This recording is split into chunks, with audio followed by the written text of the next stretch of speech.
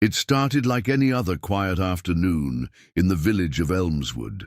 Sarah Langley, a humble widow known for her homemade pies and warm smiles, walked down the dirt path from the farmer's market, her basket full of eggs and freshly picked herbs. She had lived in this town for 5 years, blending into the rhythm of rural life, always polite, always soft-spoken. The townspeople loved her. Children would run up to greet her, and the elderly often sought her help with their gardens. No one questioned her past. No one needed to, until a black SUV with tinted windows roared through the center of the village that day, breaking the calm like a hammer to glass. 2 men in suits emerged from the vehicle, flanked by local authorities. Their eyes scanned the crowd like predators. When they spotted Sarah, they moved swiftly, wordlessly, and grabbed her by the arms. The townspeople gasped. "What are you doing? That's Sarah!" one elderly man cried. "There must be a mistake!" But the men were silent as they handcuffed her in the middle of the market. She didn't resist. Her basket dropped, eggs smashing against the cobblestone.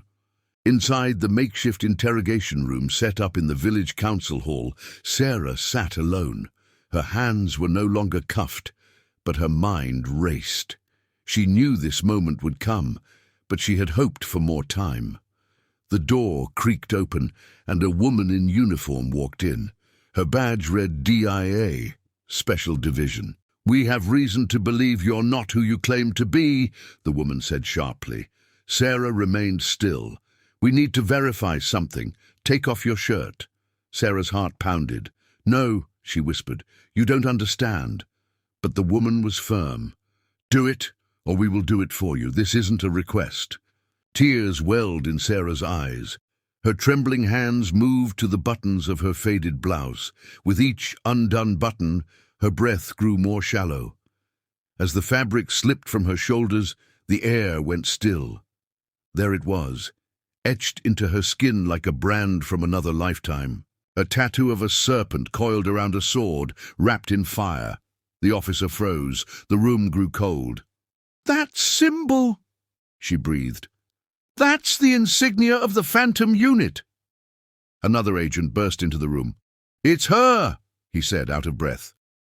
"We just got the file. Sarah Langley is a ghost. That tattoo belongs to Cassandra Vale." At the sound of her real name, Sarah, Cassandra, looked up with a strange calm in her eyes. The woman before them wasn't a baker, wasn't a widow, wasn't a villager. She had once been a lethal operative for an off-the-books military division, one that had been disbanded after an international incident no one dared speak of. Cassandra Vale had disappeared after burning an entire weapons trafficking syndicate to the ground and leaking the coordinates of illegal war camps to the UN. They thought she died in the final explosion. But she didn't. She'd escaped, faked her death, chose. "Silence over blood!" Now exposed, Cassandra stood slowly and met the officer's gaze. "You've made a grave mistake," she said. "Bringing me in like this, publicly. They'll know I'm alive." The agents looked at each other, the gravity sinking in. The Phantom Unit had enemies in high places, powerful people who had long since buried their sins, thinking their secrets burned with her. Now, with her identity revealed, the clock was ticking. The agent's phone buzzed, a single message: "She's alive," followed by "Eliminate immediately." That night, the town was locked down. Sarah's home was under surveillance, though she was allowed to return.